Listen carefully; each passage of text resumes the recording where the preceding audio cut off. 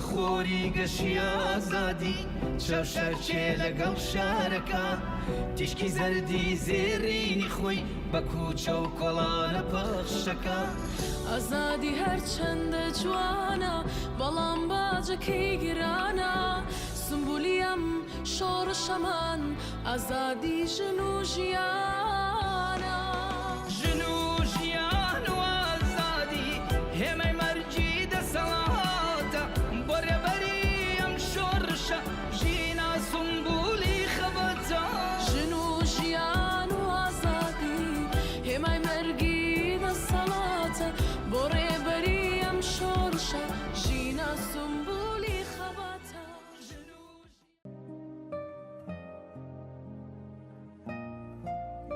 لەوەتەی خەڵکی شۆڕشگێڕی کوردستانم ناسیوە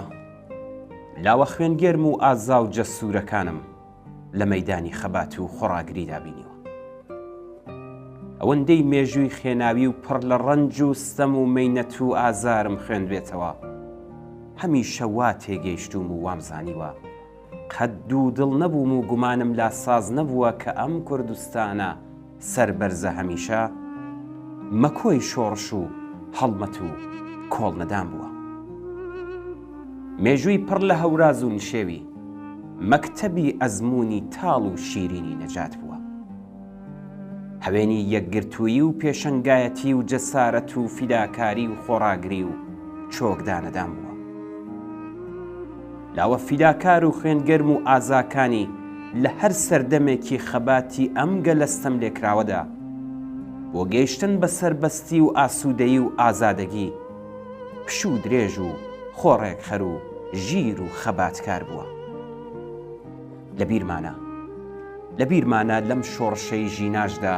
لەم شۆڕشەی ژن ژیان ئازادیدا لەژێر ئەو هەموو کوشتن و بڕین و سەرکوتەدا چۆن پێشاهەنگ و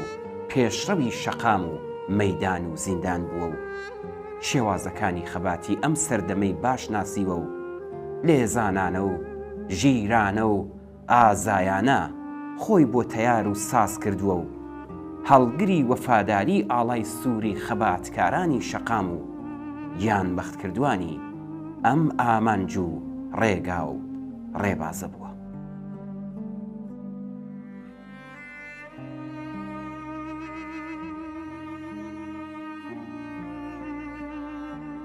ئێرە بۆکانە بەڵێ ئێرە بۆکانە ئێرە قیبلەگای وەفادارانە ئێرە نزرگای ئەویندارانە نیشانە و ڕەمزی چۆکدانەدانە ئێرە ئارامگای نەسلی سووری دوژمن بەزێنە سمبولی بەرخۆدان و ڕاسان و خرۆشانە ئێرە گڵکۆی پۆلێک ئەستێرەی درەوشاون ڕووناکی ڕێی شەوگاری ئەنگوستە چاون ئێرە مەزاری گیانبەختکردوانی ڕێی سەرفەرازین فیداکارانی پێشڕەوی ڕێگای ڕزگارین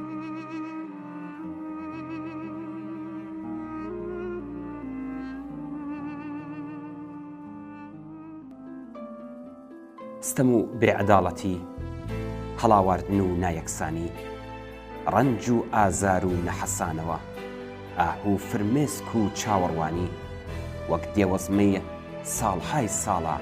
بەرۆکی خەڵکی کوردستانی داگیرکراوی ژێردەسەڵاتی کۆماری ئیسلامی گرتووە بەڵام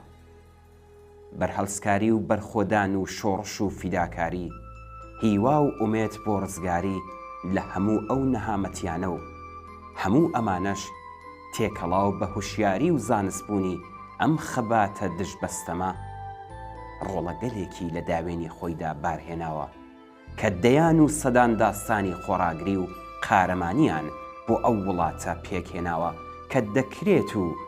دەبێت بۆ هەموو ئازادی خوازان و ڕێبوارانی ڕێگای بەختەوەری ئینسان ببێتە دەرس و هێما و لە ئەزموونەکانیان کەڵک وەربگرین یەکێک لەو شۆڕشگێڕە قارەمانانەی کاروانی گیانبەختکردوانی شۆڕشی ژینا شەهید هێمن ئامان خەڵکی شاری بۆکانی شۆڕشگێڕی سەربەرزە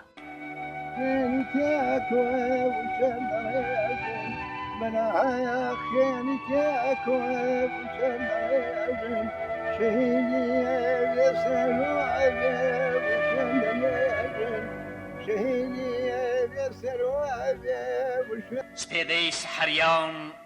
کە ئێستاش مەلاون لە خەودان و گزنجی هەتاو دەرنەکەوتووە بڕیاری وەستانی شەڕ و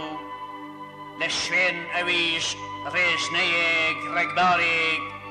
نیشانە لە دڵی پڕ لە ئەوینی دەگرێ سایەڵەی دەنجی خرۆشاوی لاوێک دێتە بەرگوێ مەرجێکی حەتمی لە چاوەڕوانیدایە و خوێنی سووری من نەمامی ڕێبازێک ئاو دێردەکات کە موشتەی ئاسۆیەکی ڕوون داهاتوویەکی گەش و جیهانێکی نوێی پێیە.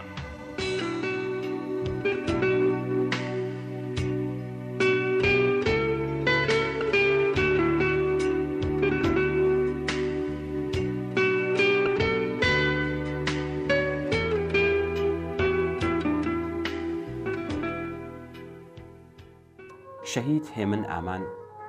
کوڕی کاک عەبدولناسر و دایە مریەم لە 16 ئیسفەندی ساڵی 1375 هەتاوی لە خانەوادێکی نیشتمان پەروەر لە شاری بۆکان لە گەڕەکی مەجبوراوە لەدایک بوو. شەهید هێمن سێ خوشکی هەیە بە ناوەکانی دڵشاد و هێرۆ و کەوسەر و برایەکی مەعلولی هەیە بە ناوی محەممەد کە لە تەمەنی 4 ساڵیدا تووشی ڕووداوی هاتووشۆ دەبێت. شەهید هێمن تا ئاستی دیپلۆم درێژەی با خوێندندا. هێمن کەسایەتێکی ناسرا و خۆشەویست و جێگەی متمانەی شارەکەی بوو. هێمن زەحمەتکێشێکی وشیار کە هەر لە سەرەتای منداڵیەوە لەگەڵ ڕەنج و دەردی ژیان کە دەسەڵاتی کۆماری ئیسلامی بەسەر بەشی زۆری خەڵکی کوردستاندا دای سەپاند بوو ئاشنا بوو. و هەر بۆیە ئەم ئێش و ئازارە لە ژیان هێمنی بەو قەناتە گەیاند کە دەبێ هەوڵ بدات بۆ گۆڕینی ئەم دۆخە نالەبارە. شۆڕشی ژن ژیان ئازادی ئەو دەرفەتە بوو کە هێمن و هێمنەکانی تر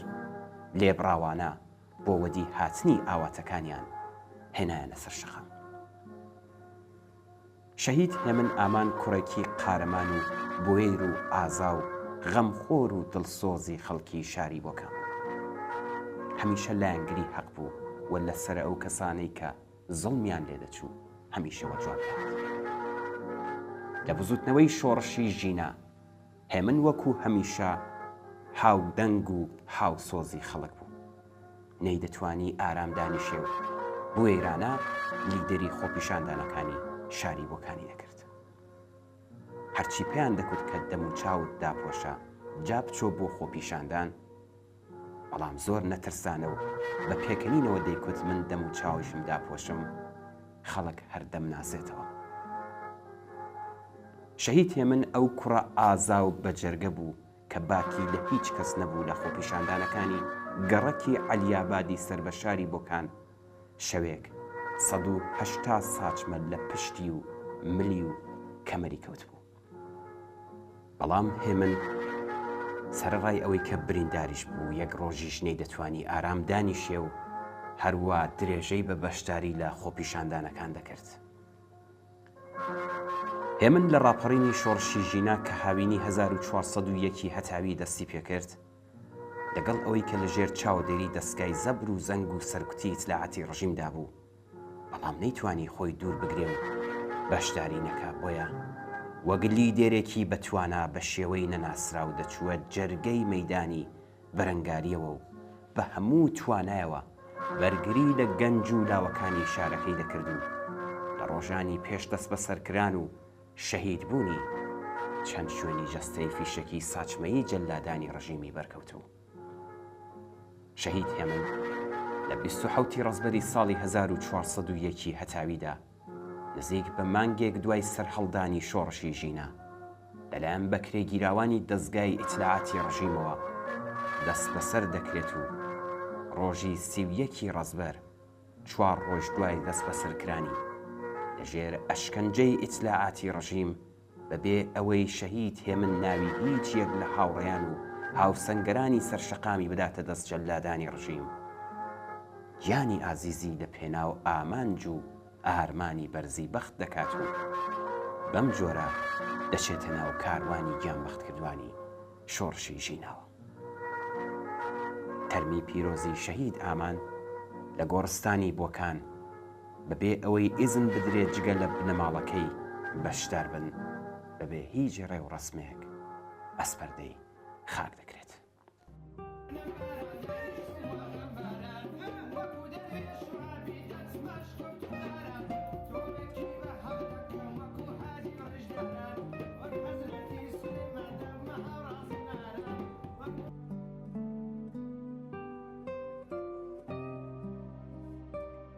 هەرچەند شەهید هێمن ئامان و سەدان گیانبەخت کردووی شۆڕشی ژینە لە نێوانماندا نەماون، بەڵام هەروەک لە سەرەتادا باسمان کرد، کوردستان بە تایبەت شاری بۆکان جێگەی پەروەردەی لاوانی شۆڕشگێڕ و دژبەستەم و نائەداڵەتیە. ئێمە دڵنیاین کە یادی شەهید هێمن و هەموو گیانبەخت کردوانی شۆڕشی ژینە دەبێتە هەوێن بۆ درێژە پێدانی خەبات تا لە گۆڕنانی ئەم ڕژیمە جنایەتکارە و وەدیهێنانی داخوازیەکانی شۆڕشی ژینە کە دنیایەکی ئازاد و یەکسان بە دوور لە هەر چەشنە هەڵاواردنێکە. هەر لێرەوە پەیمان نوێ دەکەینەوە لەگەڵ بنەماڵەی شەهید هێمن ئامان و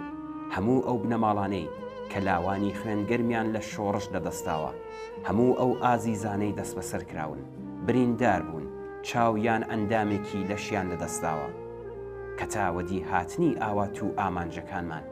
کە ڕووخانی ئەم ڕژیمە جەنایەتکارەیە درێژە بە خەبات و تێکۆشانمان دەدەین. هەزاران جار یادی ئازیزی شەهید هێمن ئامان و هەموو گیانبەختکردوانی ڕێگەی ئازادی و سەربەستی بەرز و بەڕێز بێت و ڕێگایان پڕێبوار. لایە لایەت بۆ دەکەمێ یا من جان خەوت باتەوە دم لە دێمەنە دەمەدە شەدا ڕۆژ بەلاتەوە کوڕە بە قوربانت بەمە ژێرە پڕەکەی بۆکانمە یا من جانە برای سێ قشکەکەم ڕۆژیان کوڕە هەر پێچ خاڵە خەفشتە زاکانە یا من جانە داوای خاڵم لێ دەکەنە ڕۆژیان کوڕە دەوەرە جوابیاندەوە یا من جانە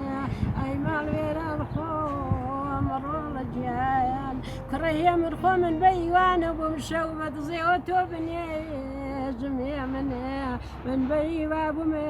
بە چەپڵە ڕێزان و سەماکردنێ تۆ بنێژمێ یا من گیان وەخۆری گەشی ئازادی چاو شەرچێ لەگەڵ شارەکە تیشکی زەردی زێڕینی خۆی بە کوچە و کۆڵانە پەخشەکە ئازادی هەرچەندە جوانە بەڵام باجەکەی گرانە